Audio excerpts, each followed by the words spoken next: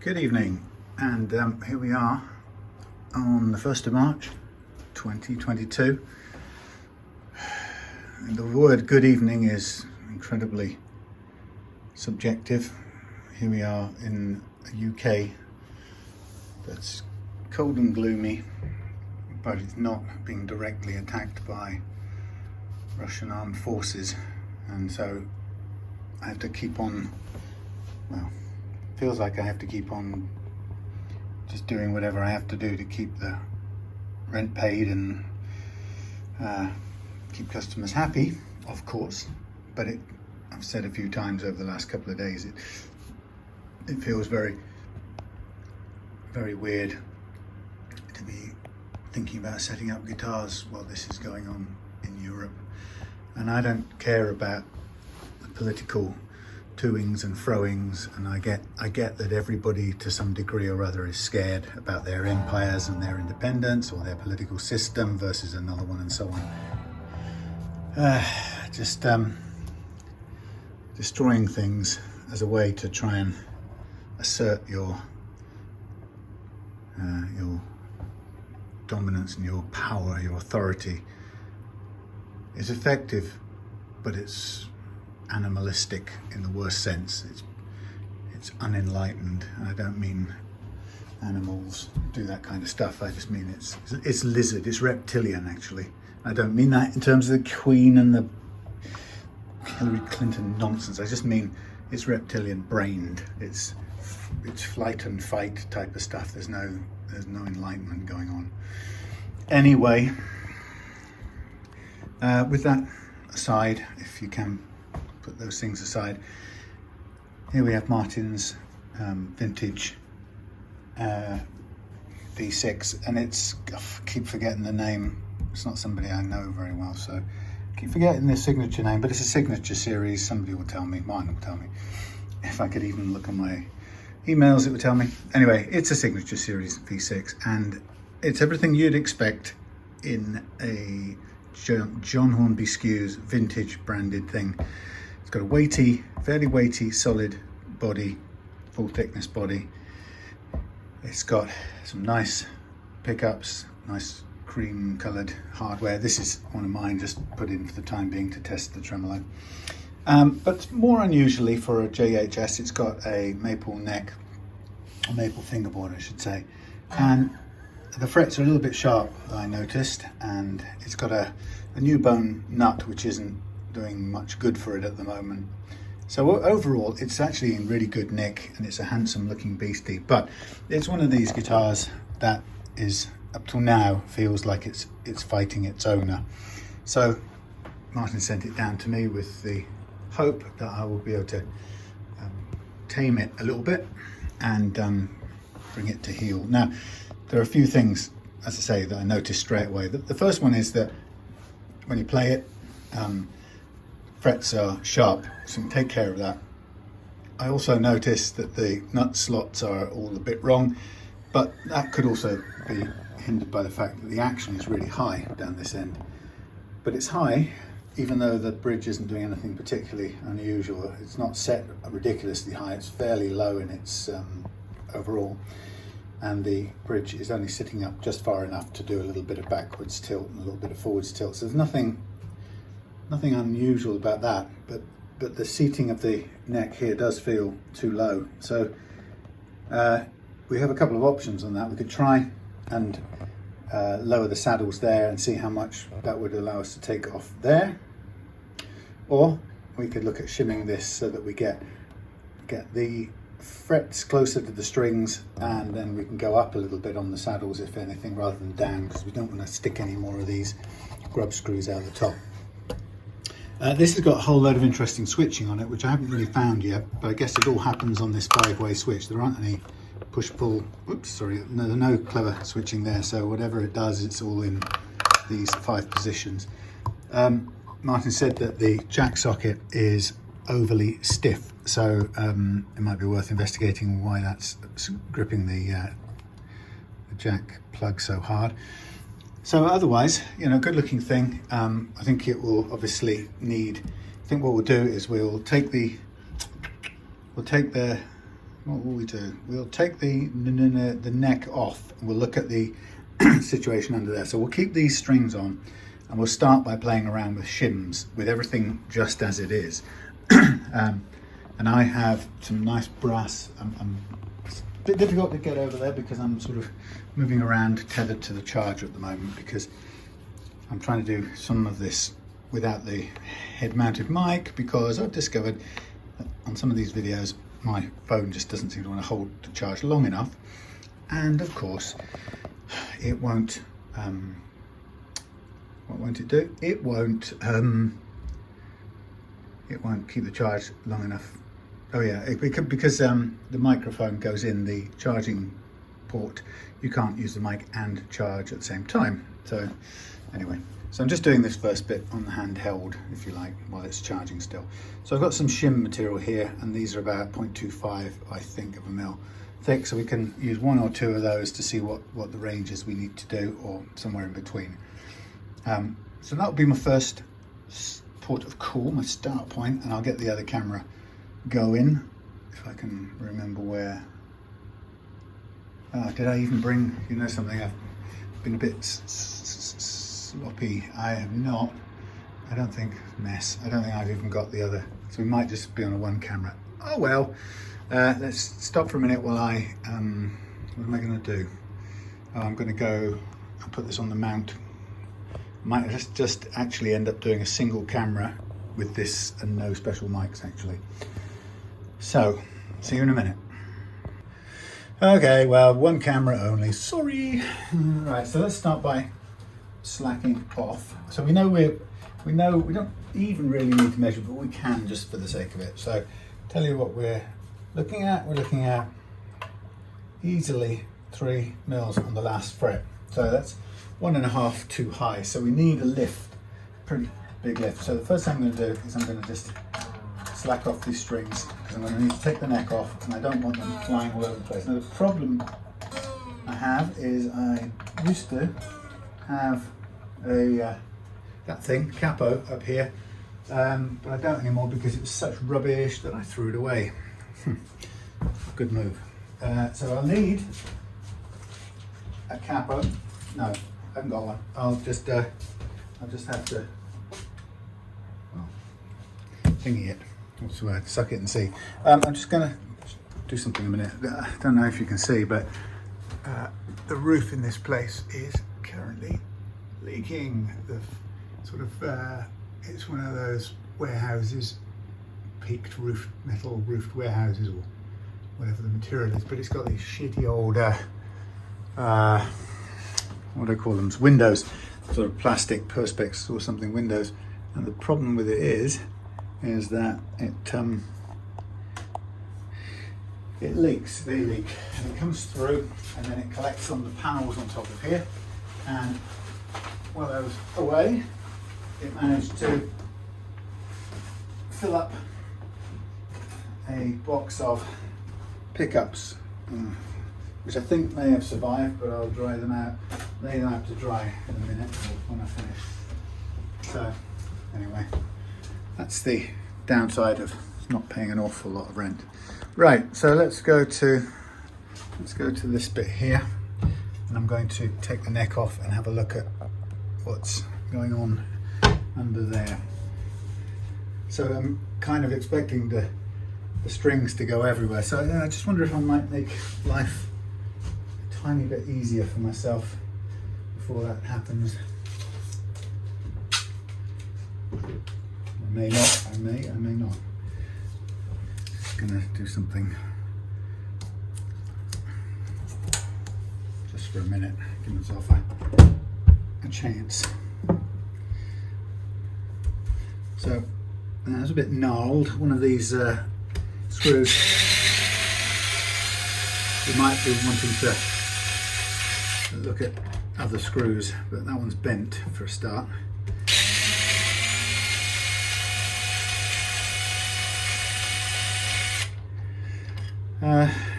Yeah. I expect many of you folks are feeling a bit like I feel at the moment. I know that advertisers don't like contentious subjects and all that malarkey, but this is real life, I'm afraid. Now, this has really got some shimming attempts under here. This is a Mojo 22 or something.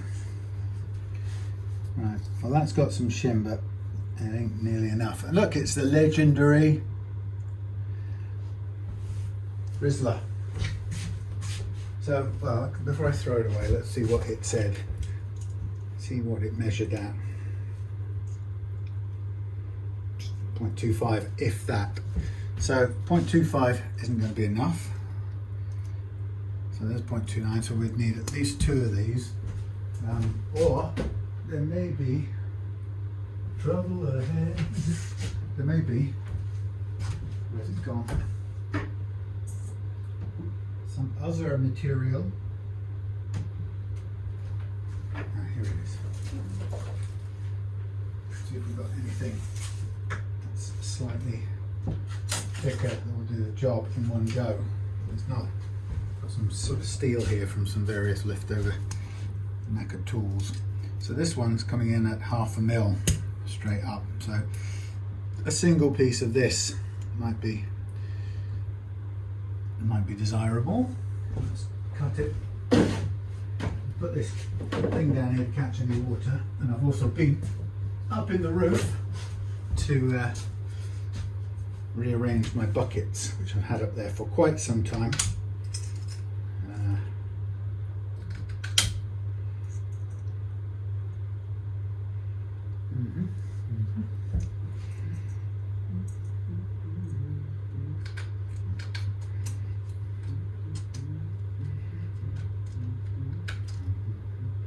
This metal's a little bit hard to cut with these thin snips, except when you stab yourself with the sharp bit. Damn. Always the way, ain't it? Just.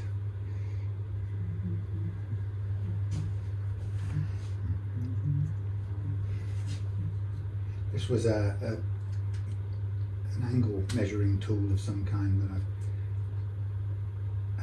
cannibalized. Come on.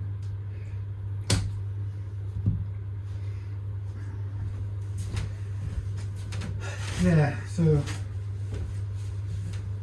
I mean, what a weird thing it would be to be here and not talk about the potential end of the world as we know it that we're currently facing. You know, and I get some people might go, oh, you're being hysterical, or you know, you're deliberately going over the top, and sometimes the people who sort of treat you like that seem to behave as if they automatically know better. You know, you're naive and hysterical, and of course they're practical and pragmatic and experienced and wiser, and actually, I don't know about you, but I heard an angry and probably you might call it deranged, or no, an angry and vengeful politician, world leader, threatening my country, me individually as a resident, threatening me with annihilation, basically nuclear annihilation. So the idea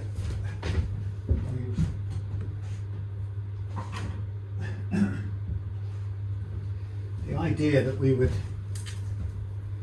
hear that this week and not mention it on YouTube because it might be a little bit of a sensitive global issue is a bit bizarre. And what I'm not interested in doing is getting into an argument about why and who's the baddie and who's the goodie, and I don't really care actually. All I know is that for whatever reason somebody's put a threat of annihilation over my head, which is pretty horrific.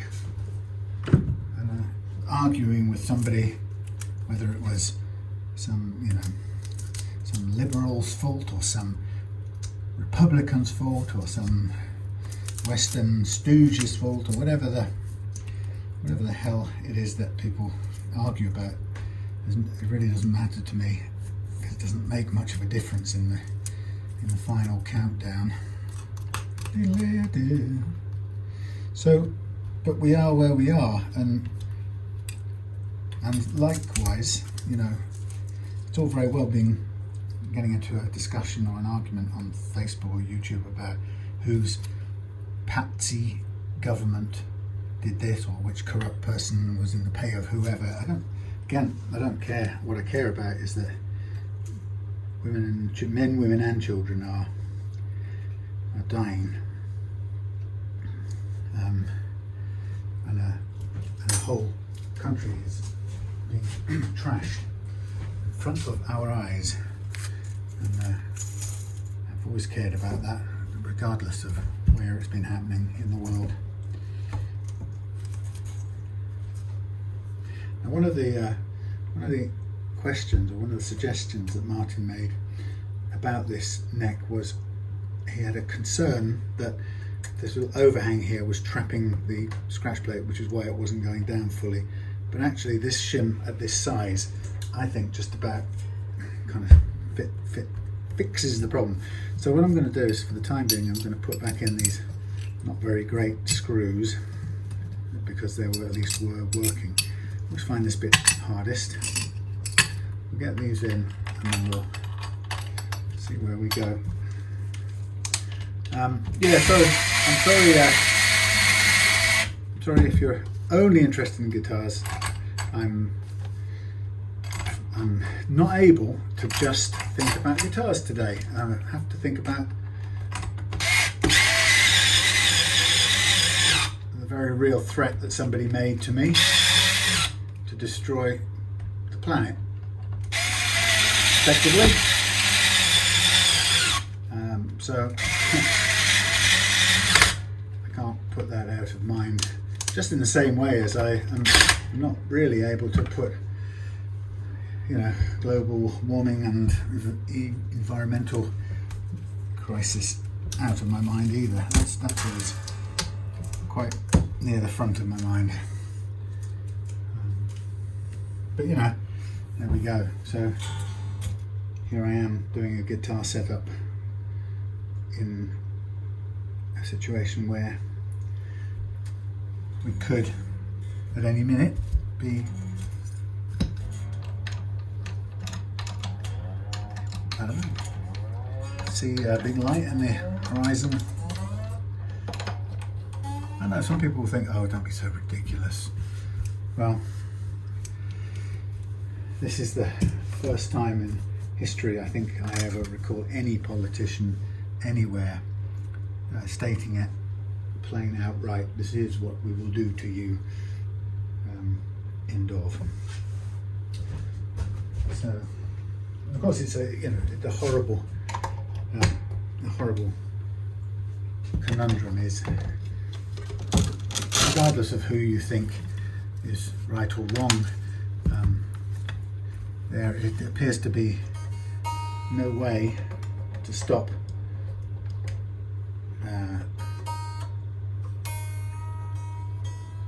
Russia doing that.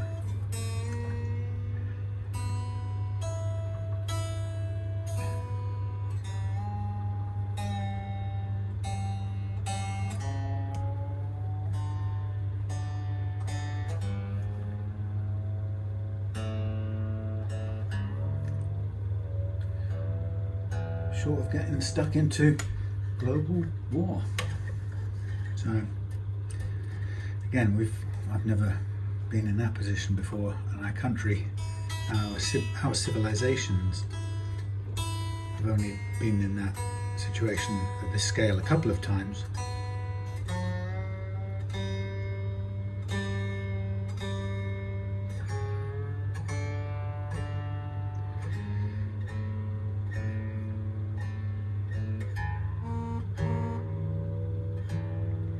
Yeah, I went down to rehearse with some friends the other day in a studio in Plymouth, and I couldn't help but think about, on the way down there, I was thinking about how Plymouth was, is a target because of the naval base and so on and so forth. So I was feeling a little bit jittery in the first instance, thinking, well, if something did go off, it would be right here. Plymouth would be one of the first probably struck, and wouldn't have time to wish my missus goodbye. So I forgot to sort of say, hey, I might not see you, depending on some dictator's whim. Anyway, but I was kind of thinking it through and having listened to it on the radio and stuff, that my mind was obviously a bit full of that. Wow, massive back bow for a curvature for a start. Let's tame that. Anyway, so I went into this rehearsal studio, and there was a point while we were in there that I wasn't kind of concentrating. I was just playing away, and then this massive roar started up, kind of huge, throbbing, rumbling roar, and I caught myself immediately being afraid. I thought, oh my God, something's, rockets hit, or the nuclear mushrooms are rising, all that sort of freaked out, jittery stuff. And it turned out to be a death metal band in the rehearsal studio next door. Obviously, it wasn't World War III, it was a death metal band. But it got me somewhat freaked. So I'm just trying to dial out the quite extreme amount of relief in this thing. Let's see where we go.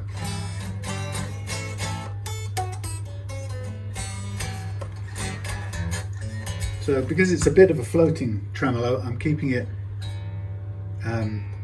the tuner on, so it helps me to get it in tune rather than trying to do it relatively from string to string. Yeah, so I got that moment of, oh God, it's all happening, and realised it was some sort of metal band. Massive sound, amazing.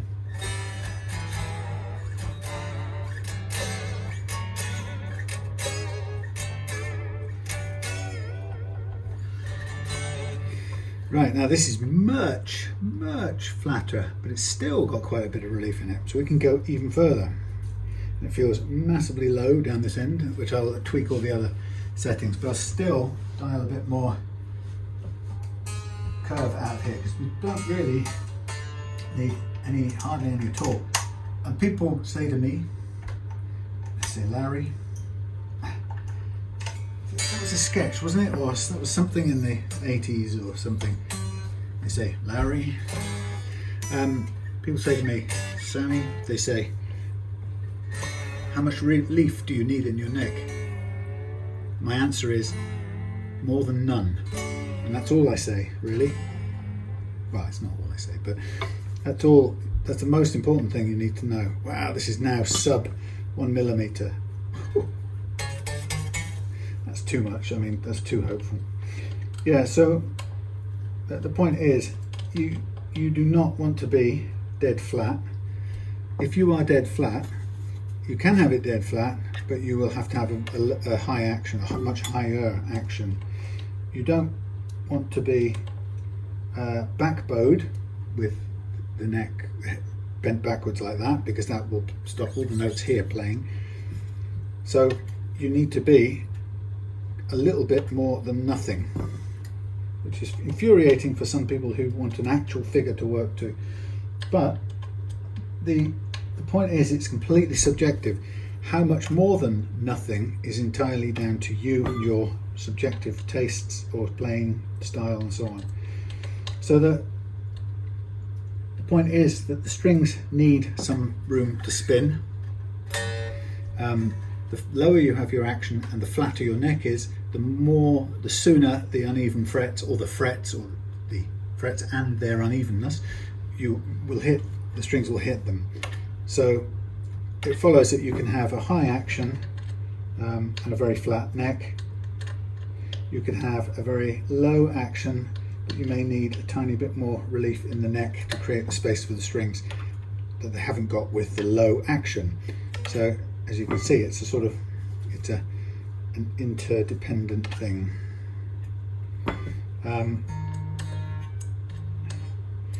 But I would recommend always that you start with, if you like, flat. And the way to tell if it's flat is to hold the first and last fret string down with the first and last fret, or on the first and last fret, and look for a gap. Now this has still got quite a big gap, so it's not quite flat. So your string obviously will make more or less a straight line, and you can detect the curvature of the neck by seeing if there's a gap at the middle point between the fret and the string. If there's no gap, it's either dead flat or possibly back bowed, neither of which you really want. So you release the truss rod, slack it off until you get a little bit of curvature back, as evidenced by a small gap, which this has, but it's actually a tiny bit more than it needs. I'm just going to tweak it again. So the idea would be that you keep doing that until you've got just enough of a gap to be able to discern it, and often you can tell when you press the string down in the middle like this, you can hear a click, and that will tell you. But this is now pretty flat. So if I go and tune again,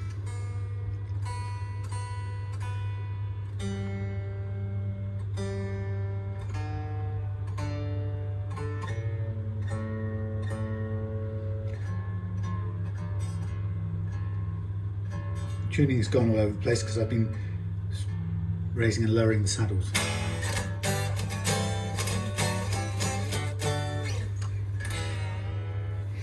So what I'm doing down here is I was looking for a spread of playing actions on the last fret, as I like to measure it, from 1.2 millimeters. In fact, I'm going a little bit lower, 1.1 millimeter over to 1.5 as we come across.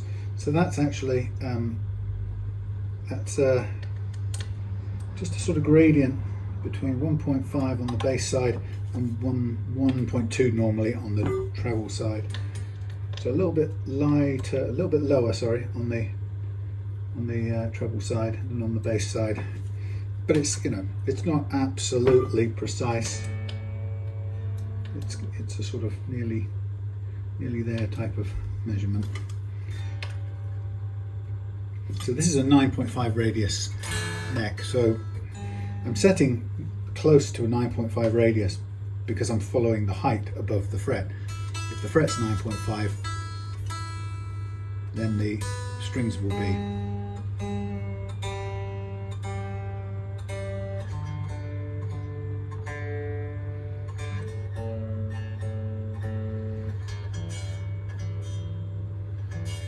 you hear that?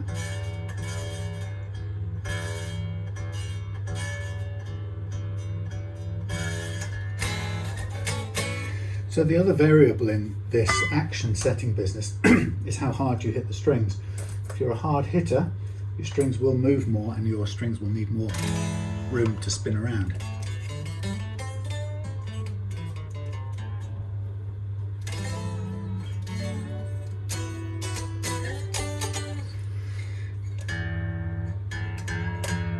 Oops. It's okay, it's not too bad. Now, we're going to go for an adjustable tusk nut, partly because this high E now is too low anyway, but also because we want the best possible performance on this guitar. That's what it's come to me for. So just to recap, what I've got is I've got a neck that is still got curvature in it.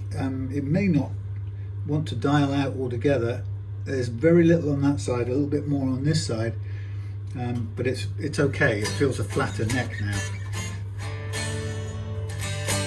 So it's got some relief in it. We've got the last fret action down to about 1.5 across to 1.2, 1.1 in a gradient between those. And then we've got the first fret, which is pretty okay, a little bit low on the first, a little bit low down there. So we're going to replace that with an adjustable nut in the time-honoured fashion. In fact, it's the last one. Don't forget, we'll also look at why that jack socket is so grippy. Grippy, making me grippy. Had an interesting incident yesterday. I came in here and walked in, put my stuff down, went to move stuff around, and noticed I was treading what looked like dog poop onto the boards over there. And on examination, turns out some wild animal had crapped on my doormat outside. How about that? Of course, my suspicious mind immediately went to, who hates me enough to put dog shit on my door? But it wasn't. It's actually, it's either, might have been fox now. I'm not sure it's fox, but it was some animal. For a start, it was an animal. But yeah, so I had to chuck out my mat outside and bleach the, what was it, chipboard over there. So some funny bleachy colours. Anyway, and then go and do the thing that Bill Bryson talks about in Life and Times of the Thunderbolt Kid, which is where he talks about having to clean the mess out of your shoes with a stick. So it's a bit like that. Anyway, all done.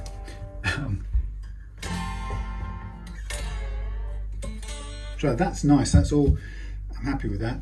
I need to now remove the nut, and to do that I'm going to take the strings right off for a second.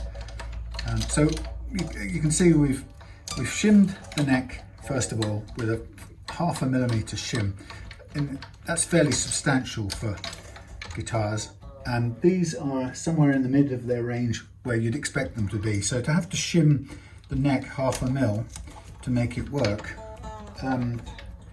kind of it's pointing at the factory a little bit rather than anywhere else. It shouldn't have to be that way. If you're having to shim 0.5 millimeter to get this to play in the mid-range of the saddles, then I'm afraid the cut of this is too low. You can also tell it's too low because there's barely enough room for the scratch plate to go underneath.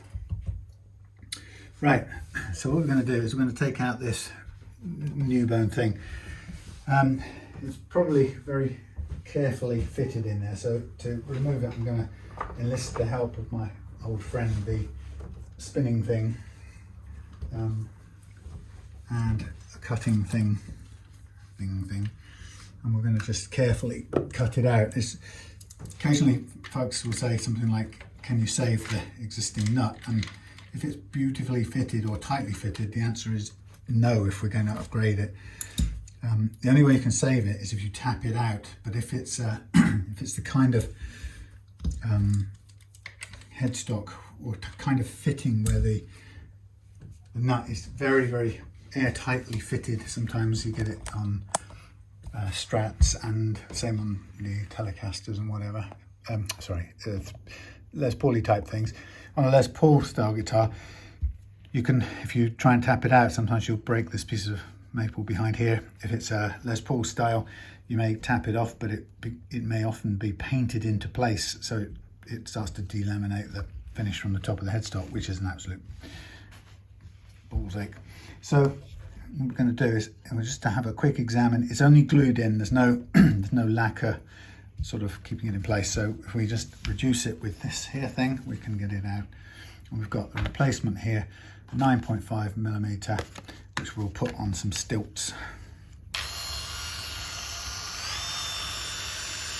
So a steady hand. This stuff kind of goes like a bit like toppers when you cut into it.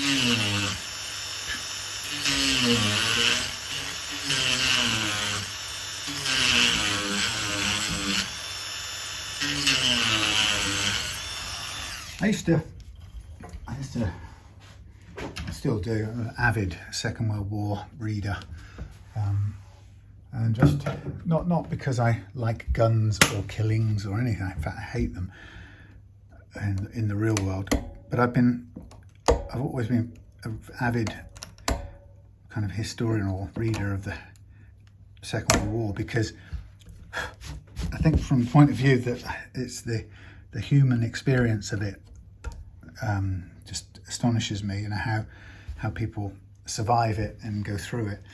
And when I see those people in the square making Molotov cocktails and stuff like that, I'm always just fascinated, or always asking myself, would I have the courage to do what they're doing? And I don't know what the answer to that is. I suspect no.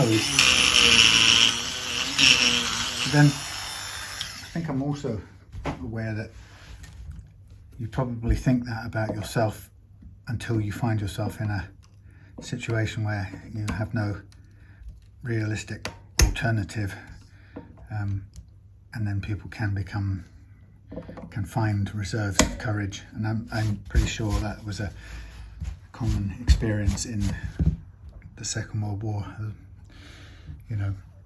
That people did things that they couldn't have expected themselves to do.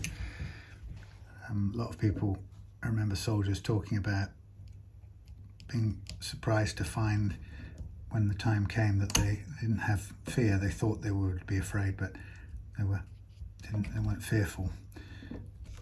All the fear sort of vanished and they got on with what they had to do. So I think the thing of trying to understand whether I would have the courage to do it probably isn't a very useful question. Probably find when the time comes and you have to, probably find more courage than you think you've got. But it doesn't at all change the sort of the admiration for people who can do that.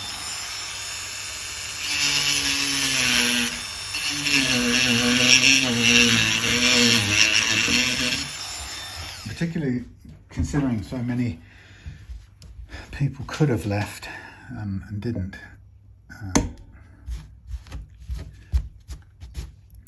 So you can see here I'm just working away at this nut, persuading it to come out.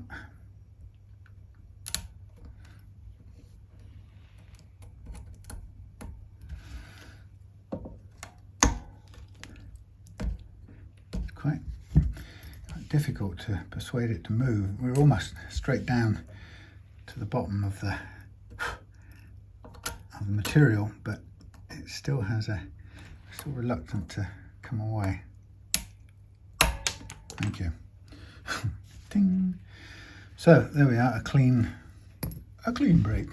Can you still see that? Yeah, that was visible. Right. So what I would at that point do is clean out, make sure the nut slot is as clean as you can get it, and sort of scrape away any obvious burrs of glue that are getting in the way, because they'll just stop the nut sitting in place. And you want the nut, even an adjustable one, you still want it to sit as snugly as you can get it, so that when it moves cleanly, smoothly. Yes, I mean, who could have thought in the 21st century we would see young people in pretty much a European town centre, city centre, making petrol bombs, Molotov cocktails, ironically titled Molotov cocktails, and the reporter who was talking about it was describing the process by which these young people were putting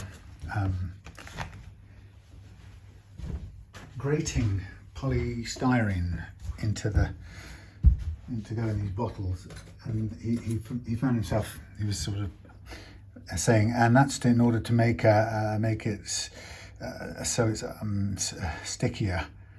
And he realised that what he was actually talking about was something quite horrific, and he got so far into saying it that he had no choice but to finish what he was saying. And you sort of could see that. Let's zoom out because you can't see. You could hear in the reporter's sort of voice. He realised as he was saying it what he was saying, which is these things are being filled with polystyrene so that the burning material sticks to, and he said tanks or and then he sort of said other targets, and by that of course he meant people, which is the horrific truth of it, and to be thinking about that as happening in our world today, just is, it's almost too painful, too horrible to contemplate.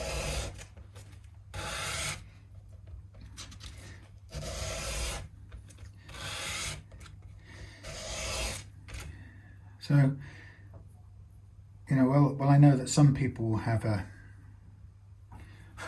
oh, don't be so silly type of viewpoint on this. I have to say that I'm very nervous and concerned about where it is going to go.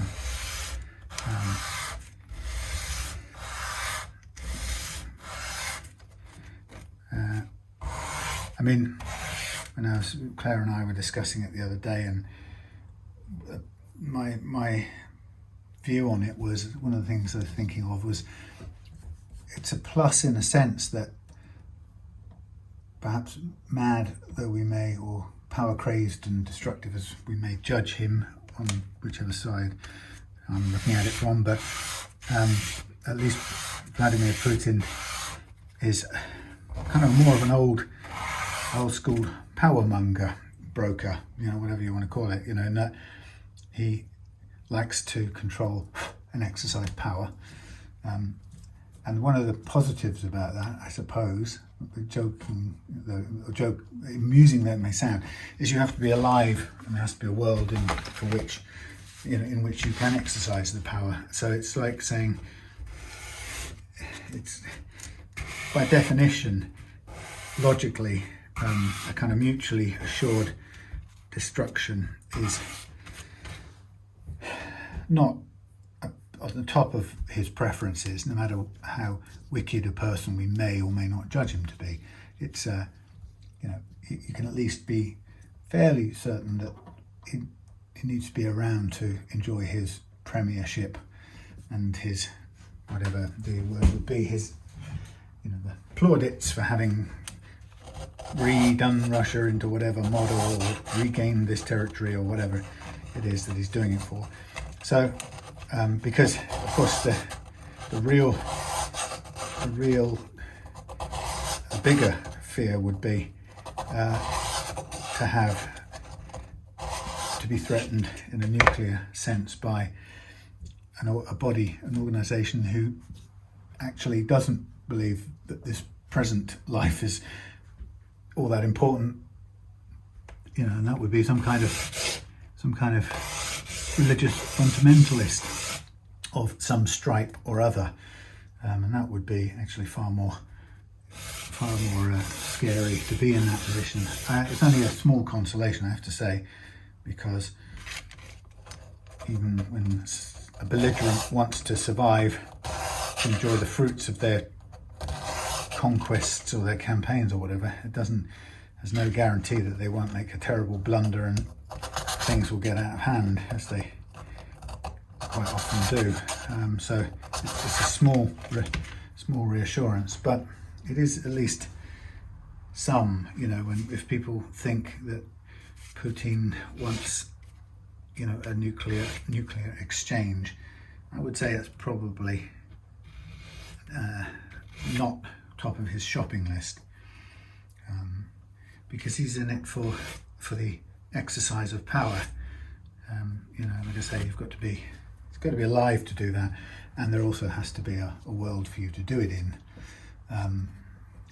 You know, if it's gone, there is not much point. Or if it's just a barren wasteland, it isn't much point. So, okay, so what I've now got is the nut. I sanded it down at the bottom because I want to start with the strings laying on the first fret, and that will be pretty much where they are.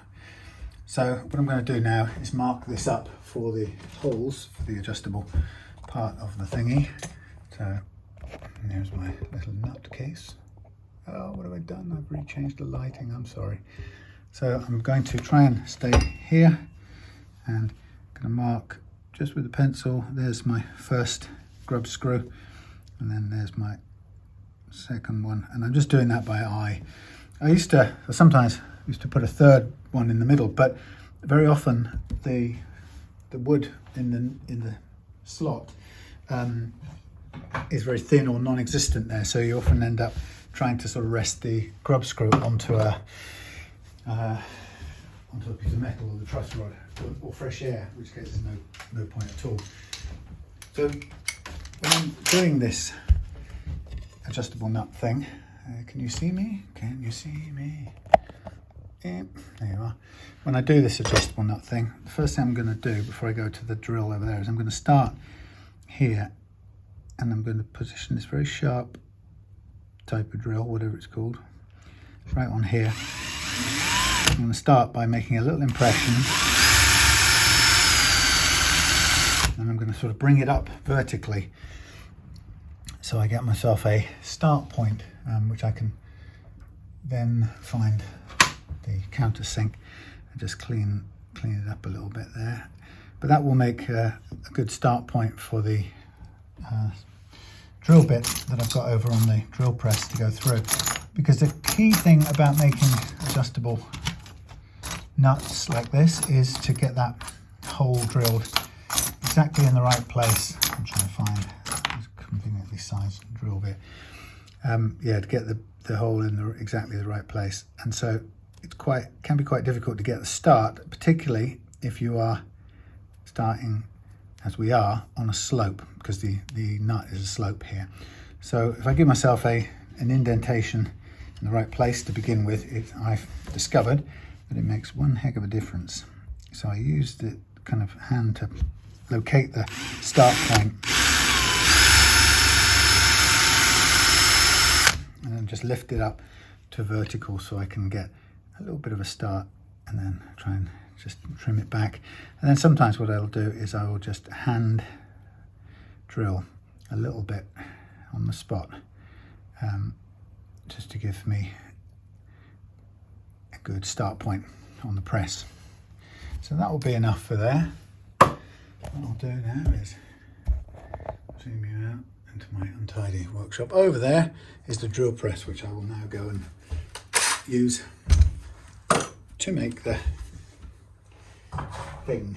I know what I mean, I really do. Sanding thing, sanding thing, sanding thing.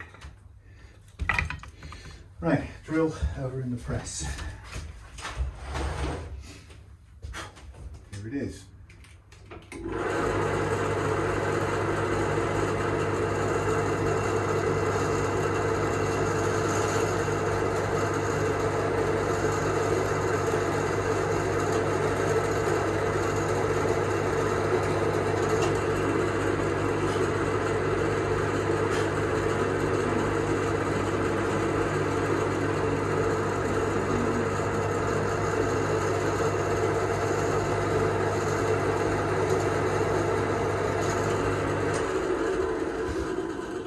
Nifty. So back down to reality. Zoom in, out, something like that. Okay. So next thing I do is I get me the famous adjustable hex key. I've got quite a few in there. Bought them in bulk. Although buying these in bulk, it still is a tiny little packet. But bought them in bulk. So here we have hex key and some pointy grub screws. So the first thing I'm going to do is I'm going to get my little tapping thing, which is always set up for tapping this kind of thing. I'm going to hand tap my way from the bottom up through the hole and out the top. Now if you try to do this kind of thread tapping with bone, it just would not work. It would split the bone, or even if you just did manage it, then it would eventually, the bone is likely to split at some point. But for some reason Tusk can, so far, has always been able to handle it, does a good job. Which is another reason why I would continue to use it, even when people say to me, well, it's kid brother, so-called new bone, made by the same people, presumably with some of the same self-lubricated qualities. Why don't you use that one? Because it's a lot cheaper and makes more sense. I get a bit more profit out of setups, but I don't use it because the simple reason is I've had great results with this, and why would I change a successful formula? The answer is I wouldn't. It'd be crazy to, for the sake of trying to save or make an extra couple of quid. And that, to me, that's where looking for profits, it risks getting you into trouble, because it's tempting. You go, well, I can get a fifth of the price or third of the price of the Tusk nuts. I could get new bone in packs of 10 and I could use them in the same way, couldn't I? Well, yes, and it would be better than bone, or better than, probably better than bone, certainly better than plastic. But to me, it just doesn't feel right messing with a formula that I've proven to myself works loads of times. I wouldn't want to mess with it. So here we have the tapped nut. Now I'm going to insert the hex grub screw. I'm just going to do it so it just about comes out the other side, so the pointy bit's sticking out. And what I'm going to do next is I'm going to put it into place on the guitar, and I'm going to use these pointy grub screw tips to mark where this nut needs to sit. And I've already made sure this nut is exactly filed, sanded to exact length. So when I bring this over here like this, you can still see it just about. I can now line up the nut, place it exactly where I know it should be, and while I'm holding it in that place, I can get me a hammer and tap down there and tap down there, and that gives me two little marks. I'm going to do it again because I can't see that one on that side very well. So line it up, make sure it's exactly where it needs to be, support it a bit better. It's interesting, that's very hard material, but I can just about see the spot it's made. It's there and there. That's the two marks. So I'm going to make a little indentation on those marks, a little bit more of an indentation. But first of all, I'm going to push the grub screws right the way through, because they're quite long. You can buy them different sizes, and I think I did buy these too long, so it gives me a bit of excess. But I take the excess, wind it through, and then I'm going to cut it flush like that, and flush like that. So that gives me a much shorter grub screw. And I'm now going to sand it so that I make sure that the grub screw feet are as flat as they can be. So if I can just make the thing stay still.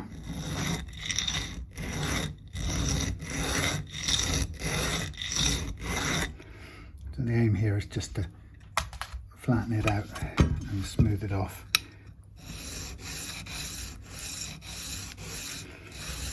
Now, if at this point you accidentally change the flatness of the bottom of the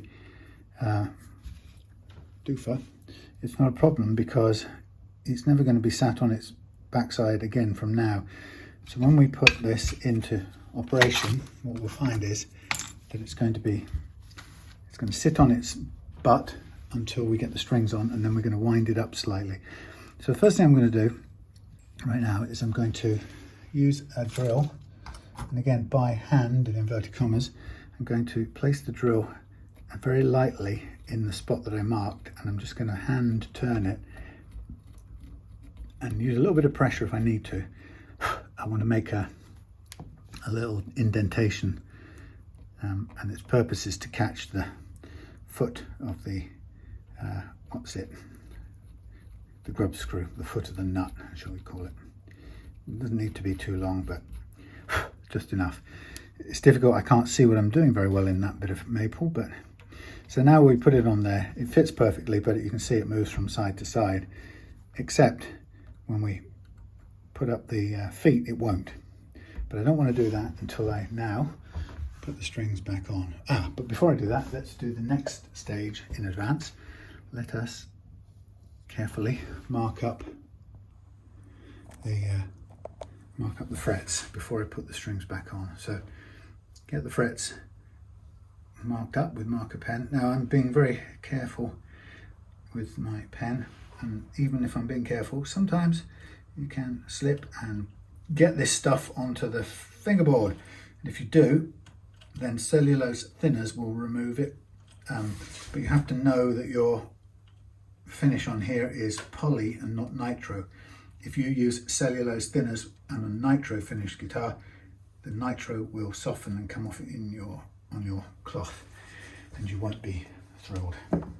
So, another thing I'm going to do while I'm here, let us replace this not very nice metal string tree.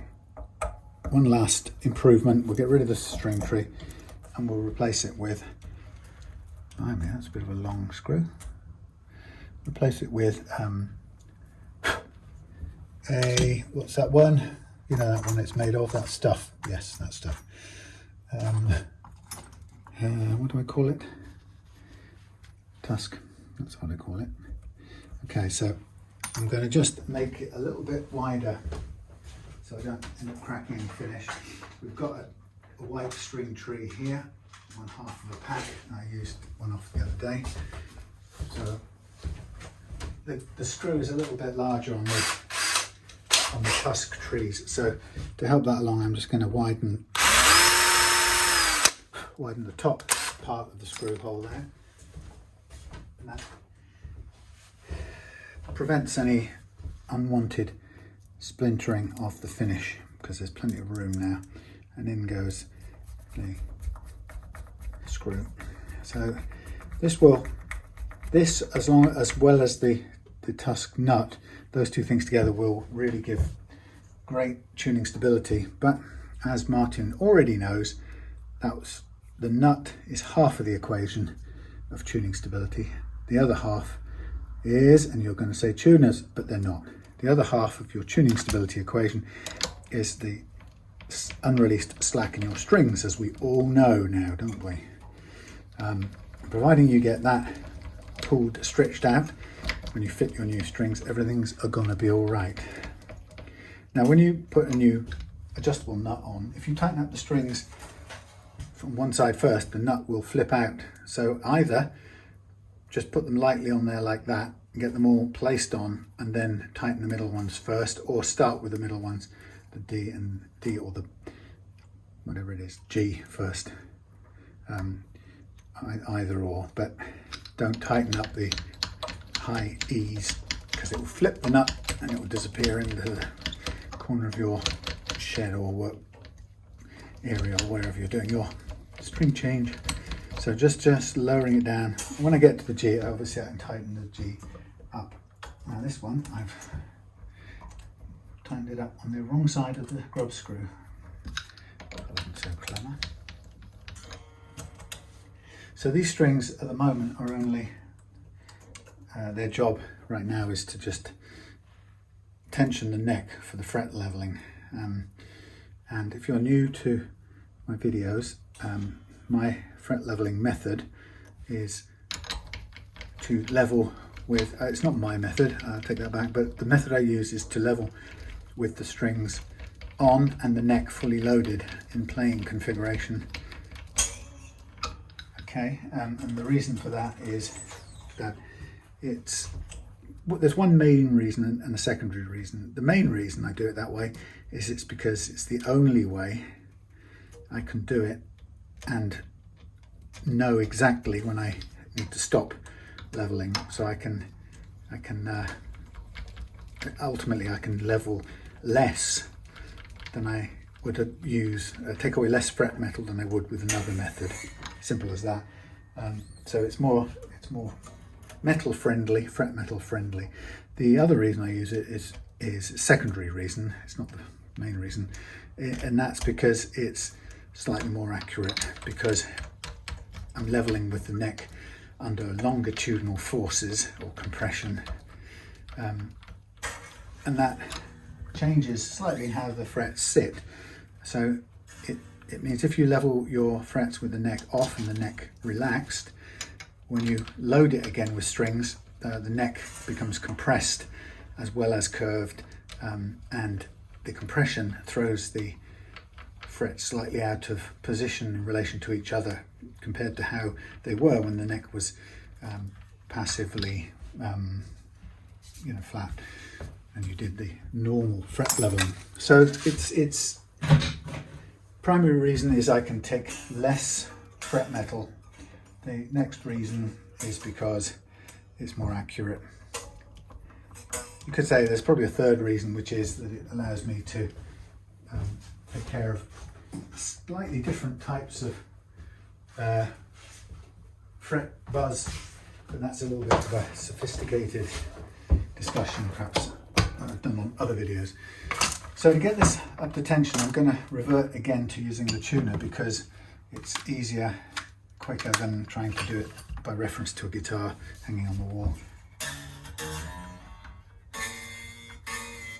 Now the first thing you'll notice is no matter how much I tighten this, the frets are hitting the first, strings are hitting the first fret. And this is where I wind up the grub screws. So I wind down until they bite, and then up comes that end. So by the time it's doing its job of lifting, the screw is pretty much inside the tusk material anyway, so you won't see much of it. And here goes this end. I think that's about right. A little bit difficult to use these hex keys. They're very small and they sometimes bind.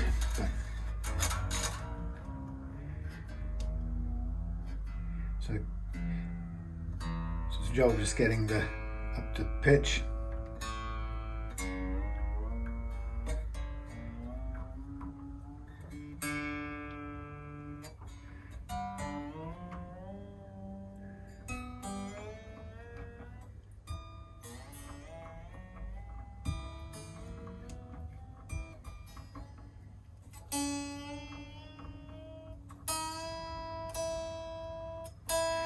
So getting nearly to pitch, and I'm going to give them a little bit of a tug just to bed them in. Now when you do this and your nut is at the right height, you will see a very small gap underneath the nut. Oh come on, I just want it to zoom in, would you?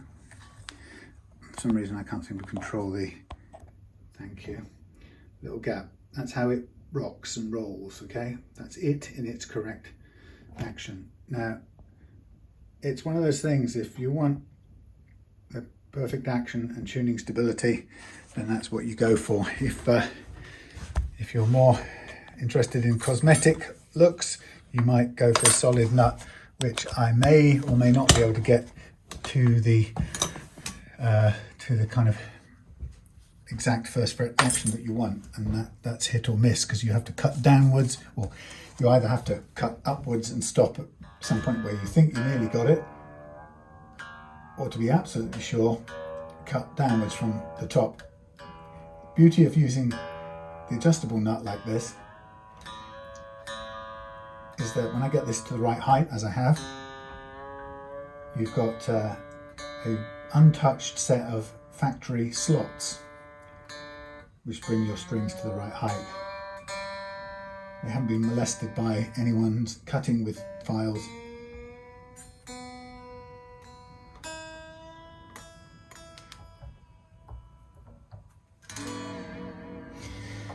Because even with the best will in the world, when you cut into the slots with files, even with the best files, it's a ragged old affair. It's nowhere near as good as just bringing the nut up to the right height, which is what's happened here. Okay, so what I'm going to do now is I'm going to gently level these frets. Now, I've got new stuff on my new sandpaper on my leveling beam. The relief is just about perfect now. So we should be in for a nice straight leveling job. And this will clear up what I call fret slap and fret buzz, which are two distinct things. So they're kind of related, obviously. They're all to do with the frets and the strings. But fret buzz is the term I use when I'm talking about the effect of an obviously high or low fret somewhere in the sequence of frets going up here. So we're very familiar with that. We'll be playing up and down the neck, and then we'll notice that the note we're playing suddenly squelches or won't play, or plays, at worst it plays the same note twice in a row. And we know that that's a high fret, or we think that's a high fret. Actually, what it could also be is a low fret, because they create the same result. But whether it's high or low, it's usually in one place, and it's usually a result of a single fret being either high or low. Then there is another kind of buzz that we get, and we'll notice that what characterises that buzz is that it seems to be pretty much on every string or every fret that you play up and down an entire string. And what's interesting about it is the fact that it's all across the neck. It's not in one place. Now that isn't a single high fret. Well, it's not all over the place. It's in big swathes of the neck.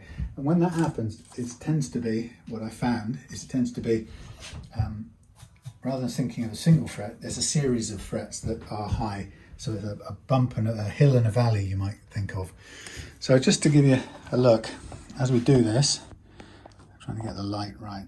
So hardly touching at all, look for the top of the fret, cutting a little bit, I'm trying to get it so you can see, because the light, maybe you're looking from this angle, right, barely cutting the top, a little bit here, a bit more, little bit, but look at that one, quite a lot.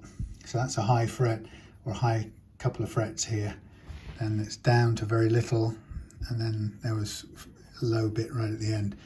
But so we've got a spot round about the middle, which is clearly higher than everything else, and a little spot there too, a low spot right here, high. So okay, a bit higher, down a bit, okay, back up a bit, high, down a bit, normal, and not too bad actually towards the end. So you can see that straight away, that little bit of leveling, which didn't take much material away, but it gave me, not only did it help level out the guitar while it's under compression, compacted by the horizontal, longitudinal pull of the strings, it leveled it a little bit more, but in doing so it also revealed to me a little bit about the underlying topography of the neck.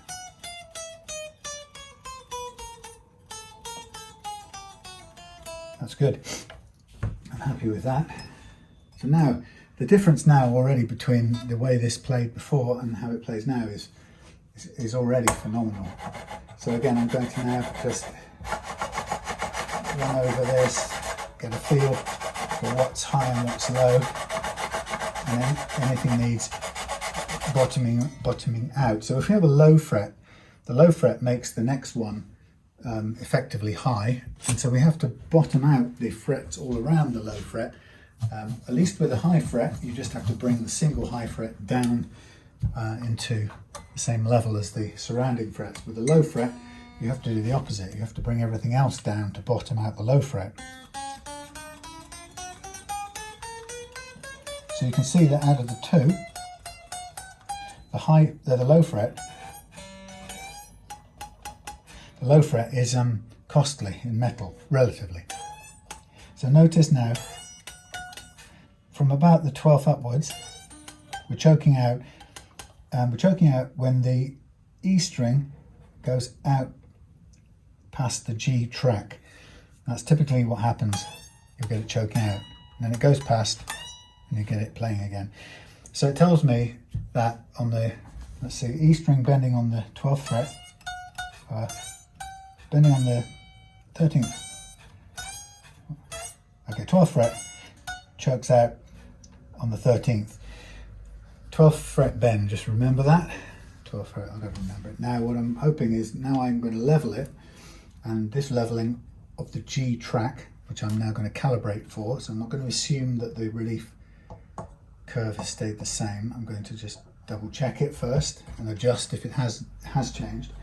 So I'm going to take that, same calibration is good, so I'm going to take that now, I'm going to run into the G track, and I'm going to expect that this little bit of leveling now is going to free up, if I'm very careful, free up that choke that we had on the bend, if I'm very careful and if we're lucky. Now I can see a low fret emerging here.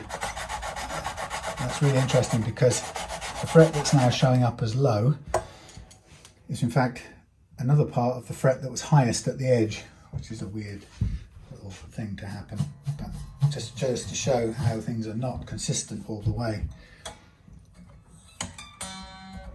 Okay, so first of all we check the notes, little bit of zizz.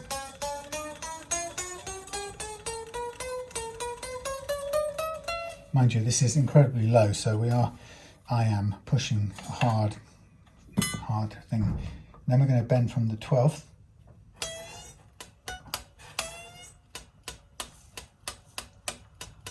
It's still choking out on the 13th, but mind you, that's 1 millimeter, so it is a fraction too low, I would say. So let's just make an adjustment to that.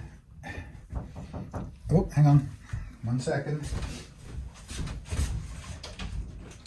Hello. DVD delivery for Not for me, but Spar and recycling. yeah, they're in the little porta cabin down there, but they won't be here this time of day. I suppose you could. Yeah, I'll take it. Yeah. Yeah. Fantastic. What time is it now? About 7:30 or something. No, I know it's a DVD hell. I was running a right one today, unfortunately. What do you do though if it's like a business place and they've gone home normally? You just hold on to it. Essentially, we can do something called card air. So if we card something, we will then bring you back tomorrow. Right. Well, I saw a light on. I saw all the signs saying. Yeah. So I thought, oh. Yeah. No, I've taken a few deliveries because I'm always here in the evening. So what I'll do is I'll leave it somewhere for them and put a note through. Currently, it's just something out.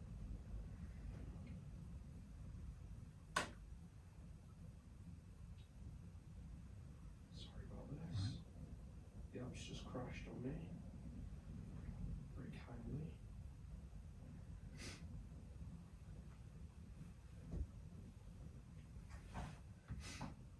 You've been held up by everyone panic buying petrol. Oh, it's been ridiculous. I think they're just sending us out on ridiculously long ships, loads of parcels, just so we get them out, so if we do run out of fuel later on in the week. Front load it in a week, yeah. Yeah. Sorry about this. It's a shit signal as well around here. Well, it's just been on, I've scanned through, and then it's just booting me off there. What do you do if you can't get a signal again?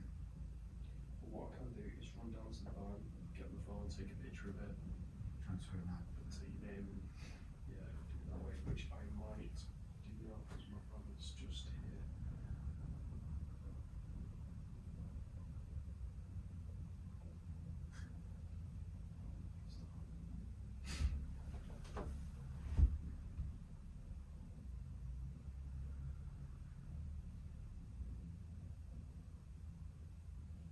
I'll quickly run the No worries. I do apologise. That's all right.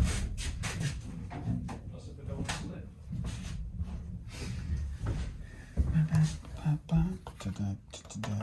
Yeah, 1 millimeter's too small, man. Let's go half a millimeter up. Let's see where we're at. That's 1.2 actually, that's good. Yeah, no point being too low.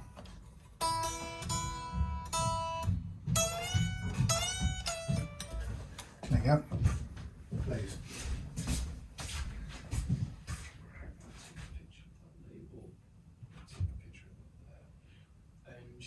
What's the name of your business? Where am I? We Love Guitars. We Love Guitars. I'll type that in. That's me. Yeah. Alright.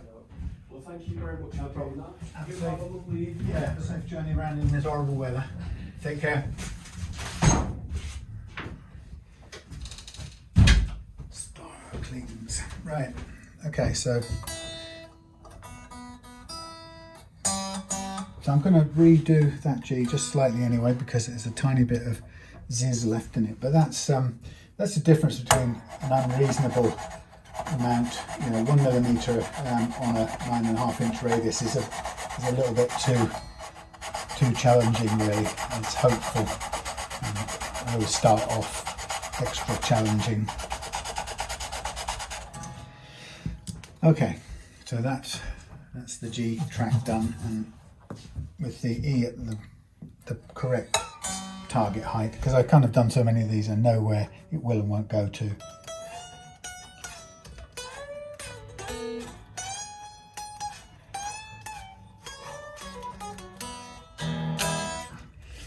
Okay, now we're going to take care of the D, the A and the E in succession.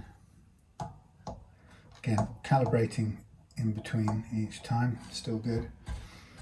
Sometimes the neck relief will stay the same, but sometimes it will change.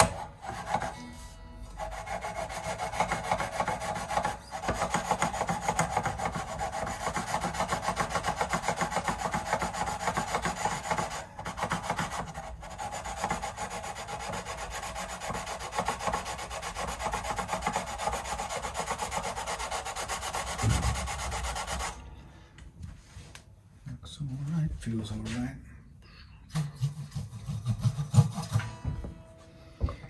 So what you tend to find is that the fret slap, as I call it,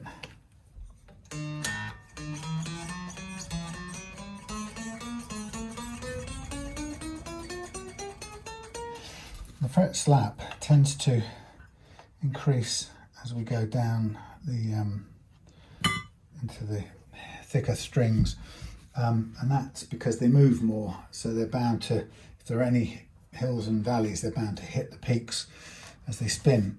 So getting what I've found over the years is this tool is very good for when you've got some hills and valleys. This tool keeps its shape really well.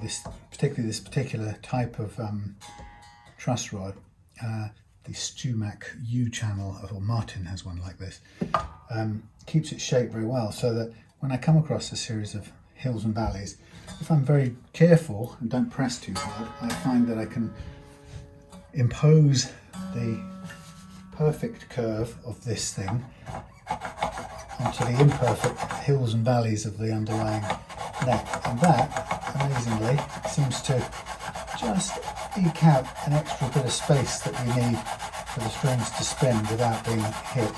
Now, interesting here, as I'm just doing this, there are some frets that are barely being touched, and we're back to this one being high at the outside edges again, so it's got a sort of symmetry across the radius. So again, try the play of a note first.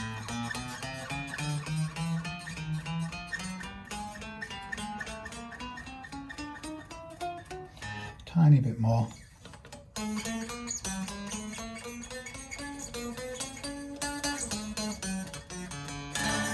Don't worry about the tuning. I'm going to do a tiny bit more. And while I'm doing this, I'm also keeping an eye out for the action down here, making sure it is enough. Again, people sometimes will say, what action do you want there at the nut now? And the action I want is as little as I can get away with, and that the guitar plays with my style, my playing strength style or whatever. So, you know, I don't want any more height than it requires. On the basis of this, or the principle behind that, is that the more height you have, the more likely your notes will be going sharp when you fret them down near the nut.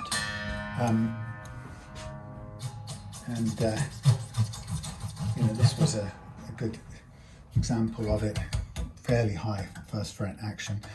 I've got a Raleigh guitar at home to set up for David, a Raleigh hollow body, and it really is struggling from that problem. The first fret action is so high that the notes played here are like 20 cents high sharp, which means you will never sound in tune, no matter how well you tune it to begin with. As soon as you fret a note, you will be standing out of tune, which is a really terrible thing to have happen with a lovely jazzy sort of hollow body smooth guitar like that. So that one is going to be a great case, a very simple and powerful case study about not only how important, I mean, you can actually see here, look at this, I mean, it tells you low spot, high spot, high spot, high spot. Where the dust is, shows you, but it's not one fret, it's a cluster. So this is the hills and bumps in the fretboard. It's very informative from that perspective.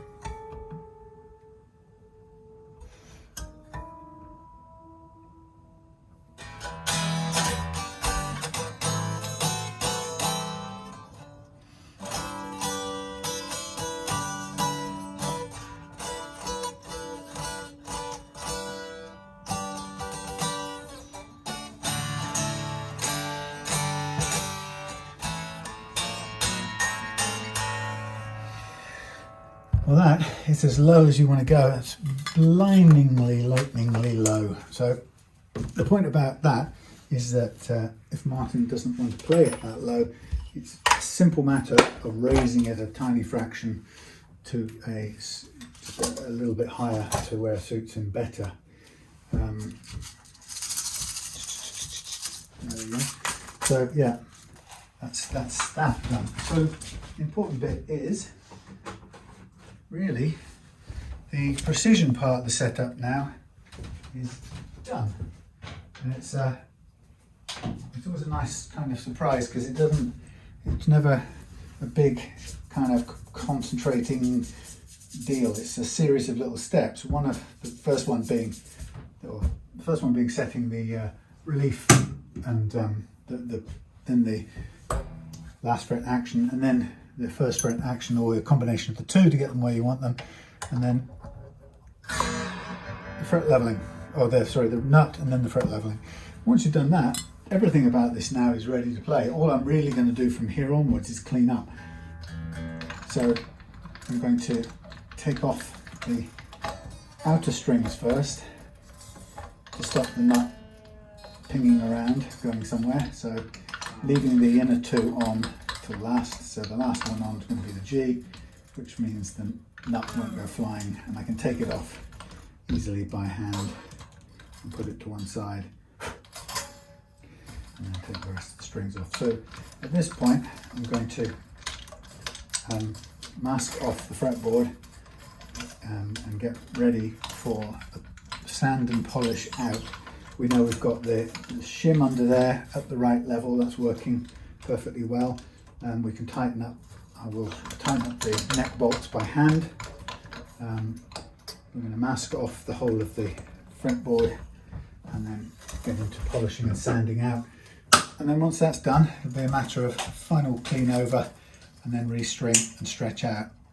So no matter how new these strings are, when the guitar comes in, I always want to start with a new set of strings to kick off. Now I'm going to remove the scratch plate here, lovely mirror effect thing. I'm going to remove that because or you just want to get easy access to the block, the bridge block. So I'll go off camera to do the sanding part, because that's the point I can go and boil a kettle and make a cup of coffee, and then I'll come back when it's time to restring. That is a handsome beastie, eh? Wouldn't you say? I like that. So I also have to remember now to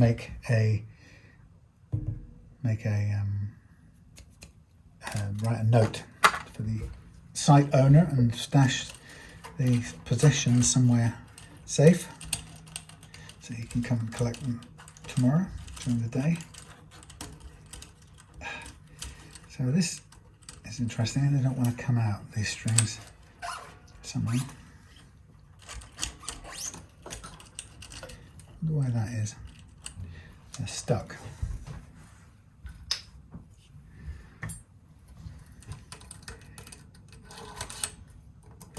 Now what I'll do once we've done the cleaning and sanding, polishing out, and the cleaning and restringing, then it'll be a case of stretching the new strings fully, followed by setting the intonation to make sure that's in the correct place.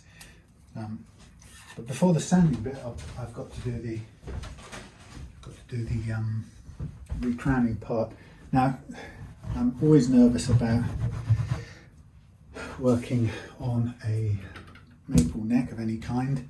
So what I'm going to do is I'm going to put masking tape on this before I do any crowning work. But I'm always nervous that masking tape on maple is a recipe for pulling the finish off. But this looks like a very safe finish. It's a thin satin satin poly. But some fenders, but this is of a vintage, so it's never had this problem with these. But some fenders that I've had, even quality ones, seem to have had a period of time where they must have had an adhesion problem for the poly, and it looked great when you came to do this part of the job. Without any warning, you'd lift the tape and the whole lot would flake, and there's nothing you could do about it, unfortunately. So there's an example here. There's a huge level spot here and a flat, flat here relatively, and barely touched here, which we know is a low spot. That means that these frets here would buzz all the way along here because they're all in a ditch, essentially. So going some way towards leveling them all out with the neck crunched under normal playing conditions is a really good way to make sure you get the lowest possible action. Now, we know that it's only a tiny amount, we're talking minuscule distances here, or measurements. However, one thing I've learned as a guitar tweaker is that those tiny amounts make huge differences to how the thing feels. So an example of that will be how a slightly too high first fret action completely ruins the way the guitar plays. It makes it really hard to play. It feels tiring. You don't really even know why, but it just feels tiring. It doesn't seem to go into tune. That's because it's playing sharp notes when you finger the notes down there. It seems to play out of tune and is tiring, and it just drives you nuts. And the sort of resultant dislike and bad feeling you get is quite disproportionate to what's actually happening. It's a little, it could be 0.2 of a millimeter going wrong somewhere. Equally, half a millimeter too much relief down here makes the action feel a mile tall. It feels like it's, you're playing an egg slicer or something. And yet it's only half a millimeter. It's barely measurable. But as I say, it makes all the difference. So if there's one thing I've learned, is that tiny differences are the absolute difference between somebody grinning when they pick the guitar up and playing it, or somebody putting it down again because they don't want to reach for it because it's unplayable. And you know, I'm really happy to say that in my house, all of the guitars that I have hanging up, first of all, they're mostly my own made ones. I've only got one brand. Actually, I've got one brand. I've got one Taylor, Baby Taylor acoustic, and I've got one Encore, Indian Encore, but that's been tweaked as well. But everything else is my own made guitars, and all of them have that instant pickup and playability because, first of all, the actions feel great, and secondly, or the other way around, first of all, they stay in tune. The minute you pick them up, you don't get caught in that loop of just keeping on trying to tune it and then giving up and just not wanting to go back to it. That's the clear sign of a unplayable guitar, and it's almost always down to, first of all, the nut action, the first fret action, and then after that down to the lack of tuning stability, which is the slack problem that I've mentioned. So it's not magic, but it is magic in the right sense. It's a magic experience to improve things like that, and then for people to be able to perceive the difference and benefit from it. Part of me goes, but you've only, this is only 0.3 of a millimeter different from how it was before, and well, that's just how it is. It's not really about how little the amount of adjustment is, it's getting that adjustment right so the whole thing feels great to play. So what I'm going to do here, still in a boring single camera shot I'm afraid, is I'm going to stretch out some tape, masking tape. I'm just going to cut some thinner bits because I've got to get into the higher frets, and this is just a way of preparing some material for this sanding out process, and also for a next one.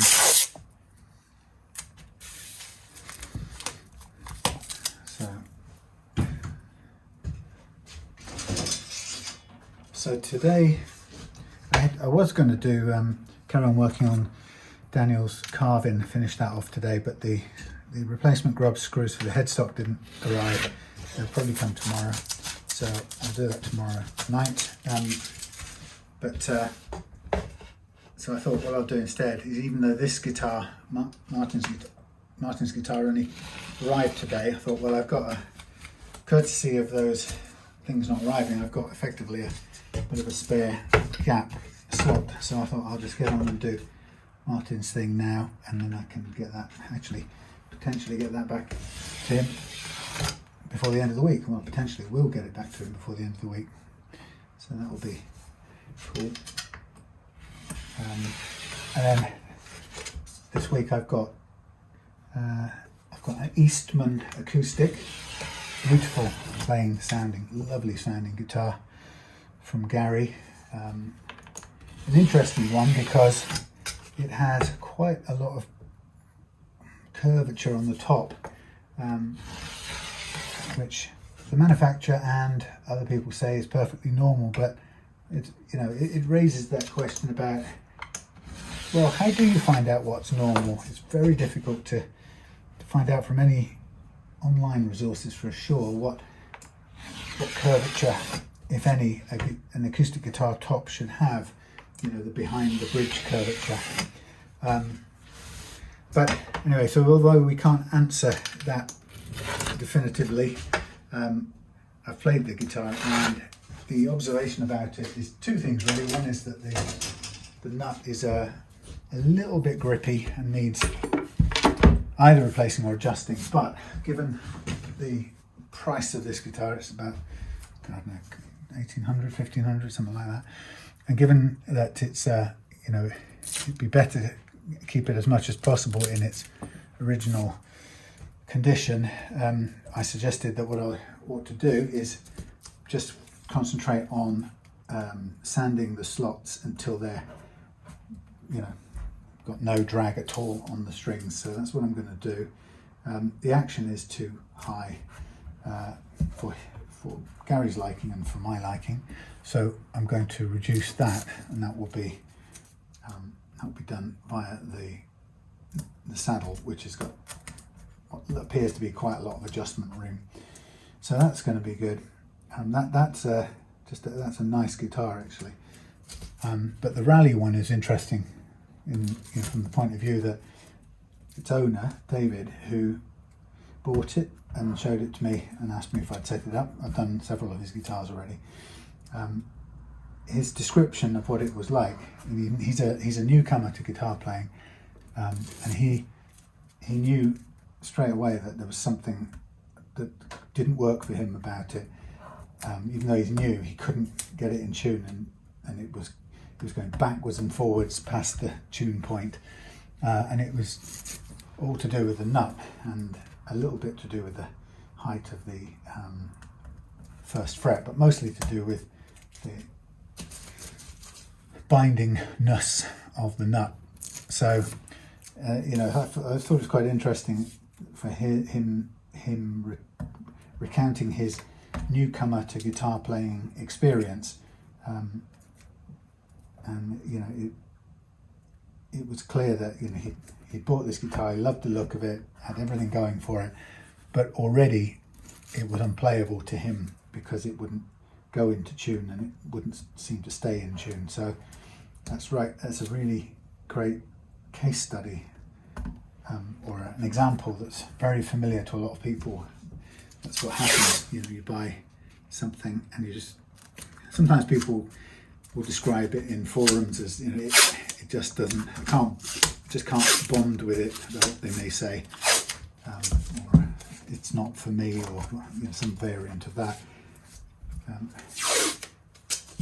And I think in a way Martin was having an element of that with this one, which was it just wasn't working. No matter what adjustments he made, it just wasn't turning into the thing he liked. So hopefully, I'll have fixed that for him, but also in doing it, even though it's a crappy one camera view, I'm hoping that he'll be able to see. Sorry, I'm talking about you as if you aren't here, Martin. I'm hoping that you'll be able to look back or look at this video and see, compared to what or in relation to what you did, see what I did to make it more playable. And I'm being very presumptuous here. I'm presuming that you will find this more playable. So what I'm doing now is I'm just covering over the frets one more time prior to doing the crowning part. Oh, there is another thing. Now I was kind of feeling that these are a little bit on the sharp side. So before I do anything else, I'm going to run down these frets here and just try and round off the sticky out bits. I want to just soften it off a little bit. I don't know about you, but at the moment I'm a little nervous to consult the news. I have to say it's different for me this time round, and what I mean by that is that there's been loads of things going on in the world throughout my life, as has in your life, and I have to say I've genuinely, I don't think I've ever been afraid to look at news reports. I can't remember ever really wanting it to go away and to not be able to find out what's going on. But I'm actually finding myself feeling that way at the moment, which is it's a really new thing. And I think for me it reflects the scale of just how bad I feel about this and how afraid I am for the future, our future, all of us. It's a horrible situation, and of course for those people who are trapped in it, I don't want to hear the massacres. I don't want to see reports saying thousands have died. I want Putin to come to his senses and remember his humanity these people are not military objectives or historic national targets or outcomes or legacies that he's leaving about re-annexing these states or creating a name for himself in the history books as, you know, Vladimir the Great or the Terrible, who stood up to the West, NATO.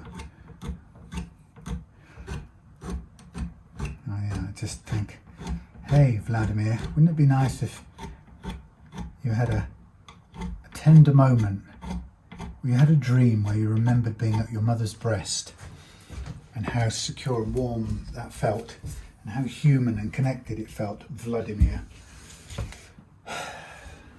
And that you remembered it and it mattered to you, and you woke up from that dream and you remembered that feeling of protection and safety and belonging in your mother's arms, and that you realised what a monster you'd become over time in ordering anyone's death, whether in Syria or in Ukraine, and that you woke up from that dream full of sadness, or a bit like Ebenezer Scrooge, that you, whilst you felt guilt and horror for what you had done over the years, but like Scrooge, you felt just a moment of gratitude and relief that there was still time for you to put things right and change your ways.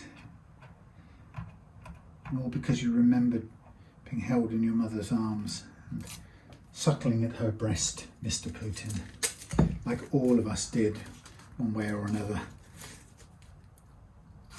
Well, most of us did, and most of us were held and loved at some point, Vladimir. Wouldn't it be nice to make you remember that? It's kind of wishful thinking. I think probably everybody remembers it in the end, but sometimes it's too late by the time they do.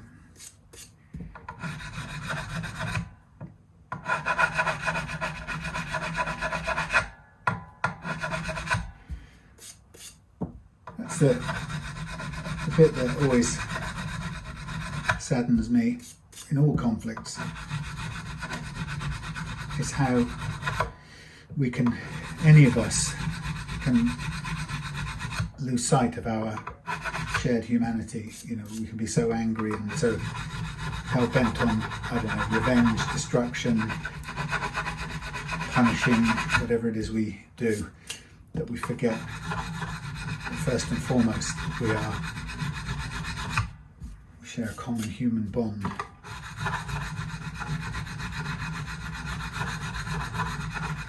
It seems to be weird that it always seems to take being under severe threat in a closed group to bring it back out, and then people all too often feel a bond with those people they've decided are in their group, and yet they suspend that feeling for the people who they decided are out of their group, outside their group, which is completely made up. It's psychological. And if you can make it up that you like the people in Man United scarves, then you can make it up that you like everybody wearing a scarf. Oh, and people not wearing scarves, and people who don't like football, and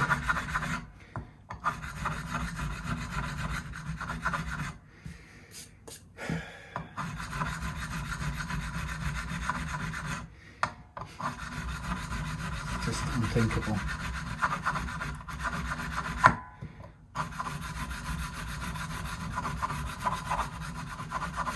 Unimaginable. Right, that's the recrowning done. I'm just noticing a little bit of pulled up paper here, so if I don't want to get sandpaper on the board, I need to get another little strip off here.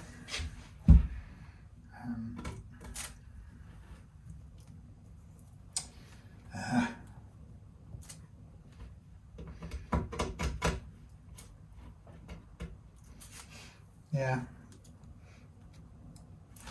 Wonder what it takes to separate us from that sense of shared kinship as human beings.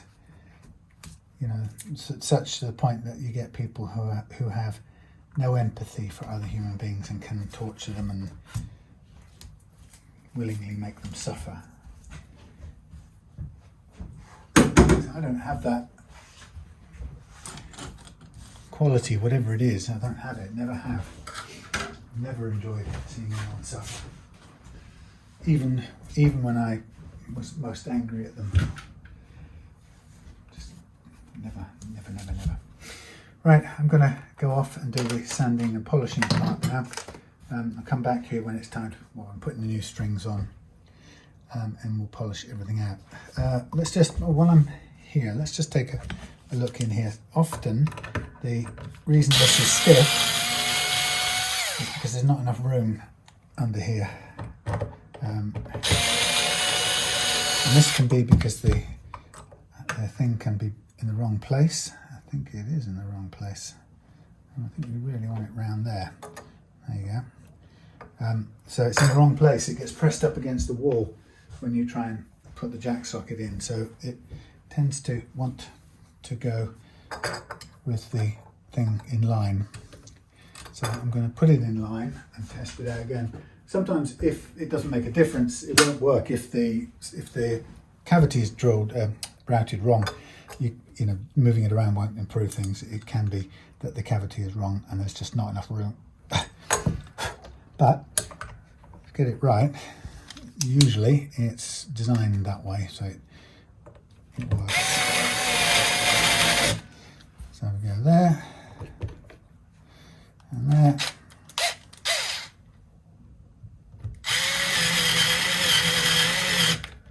One of the things I noticed about this guitar is that the bridge is a bit stiff for tremolo use. It doesn't have to be that stiff. It can balance without being so stiff. There you go. Much easier. Okay, I'm going to stop your camera.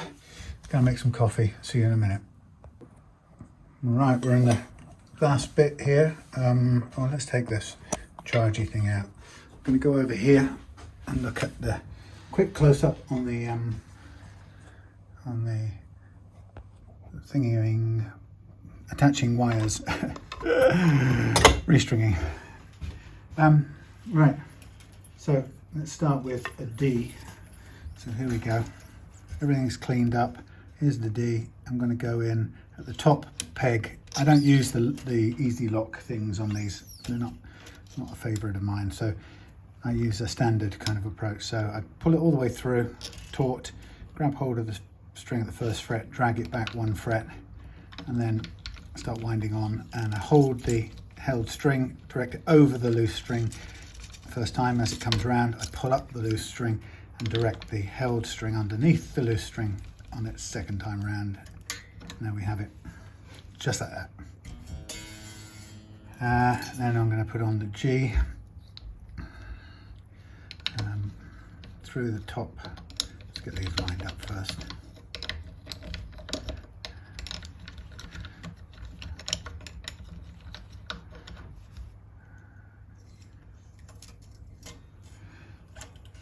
I just, interestingly, I just used a bit of colour, clean and shine, or whatever it is. That it's a StewMac product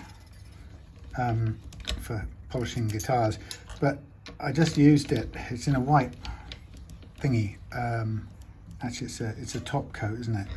And I used it thinking it was the scratch remover, but I think it's the second stage. But so okay, that's cloudy. But neither of them are white paste like you'd expect. I've always, those Turner shines and all those type things, always been a white paste, and this is. One of them's completely clear, which made me think I've been sold a bottle of fresh water. And the other one is a sort of just a slight murky coloured, opaque looking liquid. And you're thinking, where's the abrasives? How's it going to do what it's supposed to do? I don't know, is the answer. So I haven't really put it to the full test yet, but I will. Okay, so I'm just stringing up. And then really the main thing after this will be testing. I'm thinking, I'm going to have to think of another way of doing things, because a lot of people say, why don't you play something, test, sound check the guitar at the end? But it's true that I never do.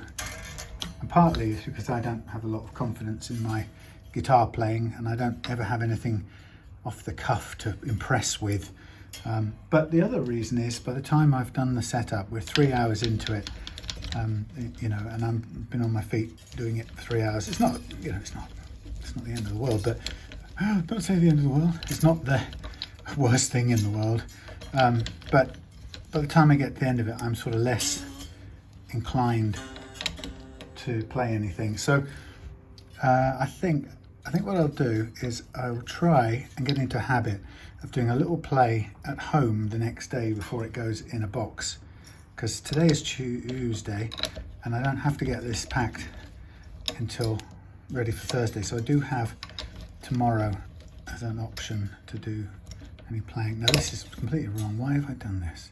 Pull back one, that's where it's supposed to be. Yeah, so that's what I'll try and get into the habit of doing. Doing a sort of sit down play at home, which is easier than trying to make myself do it here.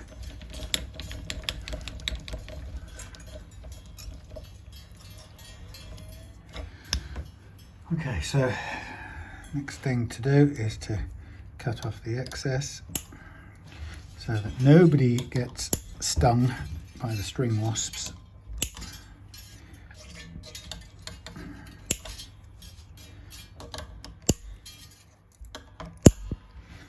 Nice. Okay, so zoom out. Are we fully zoomed out? We are. So first thing I'm going to do is just give everything a little pull to make sure it's seated properly, and that will pull any, if the ball end is caught in the block or anything like that, it will usually come free at this time, before you sort of go on and tighten it all the way up. Now it's got 9s on it, so I really don't want to over stress those. Again, with a floating tremolo, and this isn't a kind of crazy floating one, but it is still floating. In other words, it's balanced. So with a balanced tremolo, you always want to tune up using a tuner. And just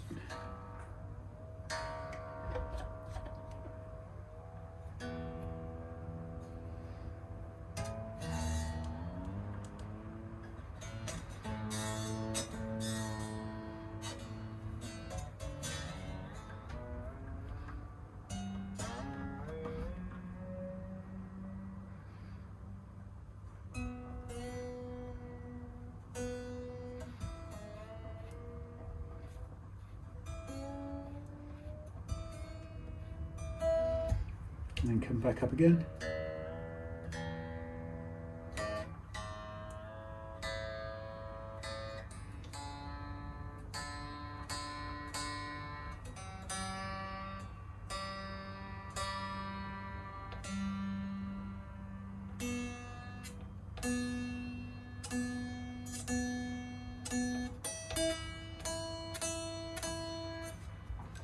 Yeah, sort of wish I could play like Dave Simpson does, do there's a sort of an outro jam of about half an hour. That's great. My problem is I'd always end up playing somebody else's stuff and then I'd get a copyright strike or something really annoying. So this is the critical bit for those of you who don't like stretching your strings. This is what you have to do if you want it to stay in tune. But the difference will be phenomenal, and you will thank yourself for putting this time in, because if you do, you'll find a guitar that just is begging for you to take it off the peg and play.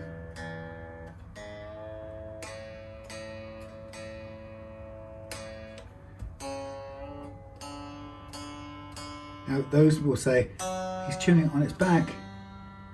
Yep, I'm just getting it to approximate tune.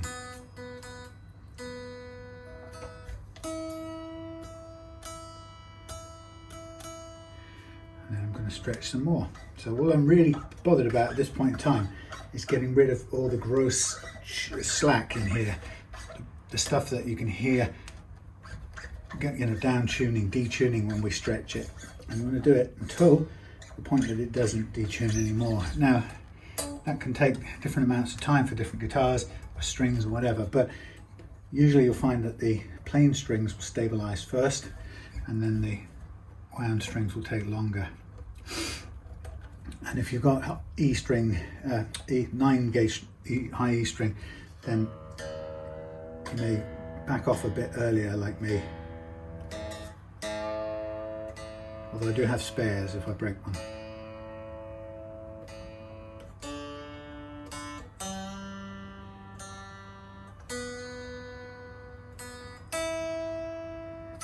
Getting close.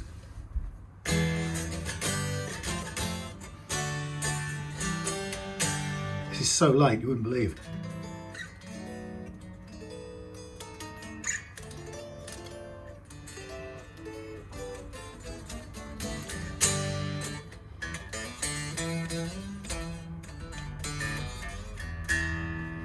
Now, it may be too low for some people in the world, and I totally understand if it is, and that's fine. You can raise the action yourself to your heart's desire. I'm just starting here, and if people prefer it higher, then Martin is quite capable of reducing the last fret action. Sorry, raising the last fret action. I'm taking down the first fret action a little bit. It's a little bit high on the bass side and possibly a fraction high on the other side, and it basically doesn't need to be. So that's the thing about setting it. Bloody hell, that is.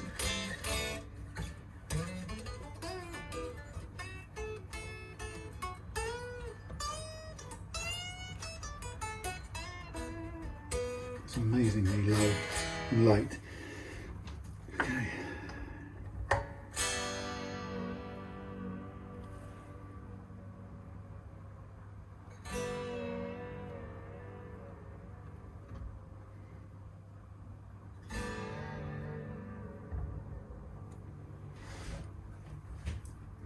I'll just take this down a tiny fraction, ease off. I'm not doing it the formal what's his face way, Frudua. I'm just doing a little bit of extra, dropping the pull on the springs a little bit.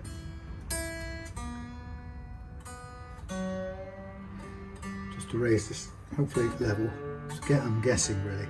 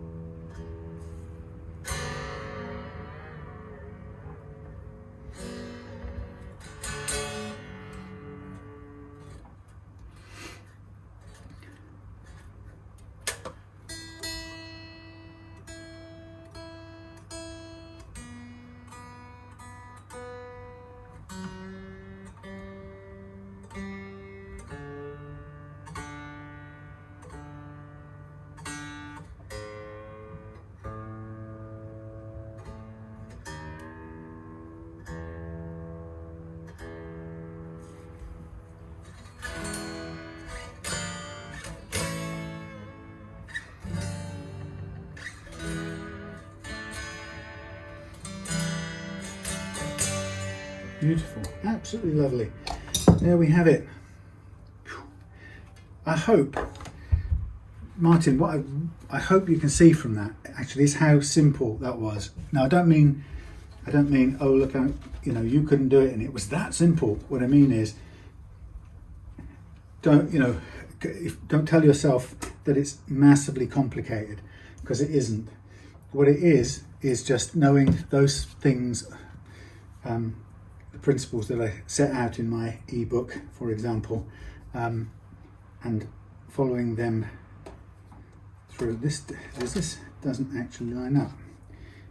It's had several holes done in it, frankly. Let's try there instead.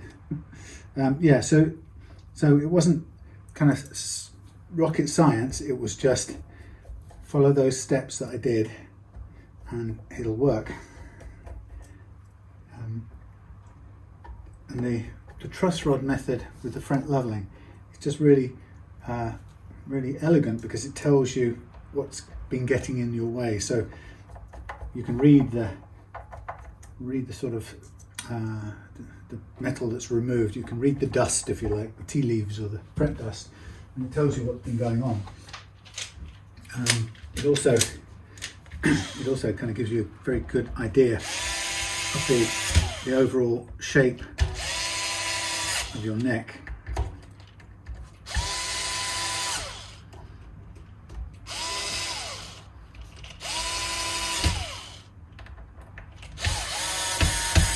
There you go.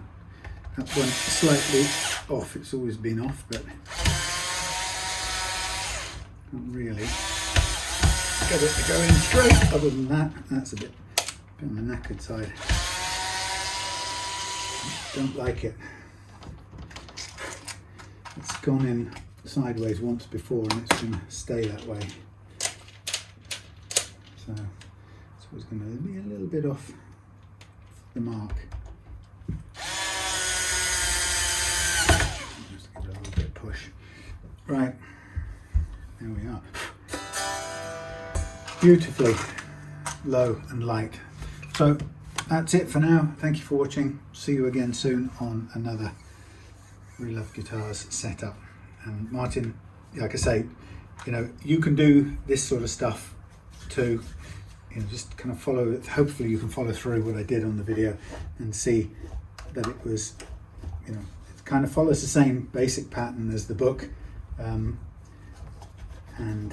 you know, it's just little tiny things that interact with each other. Of course, I'm very happy you sent it to me, but I also don't want you to think it's, you know, something way outside of anyone's grasp, because it's not. Thanks for watching. See you again soon on another one.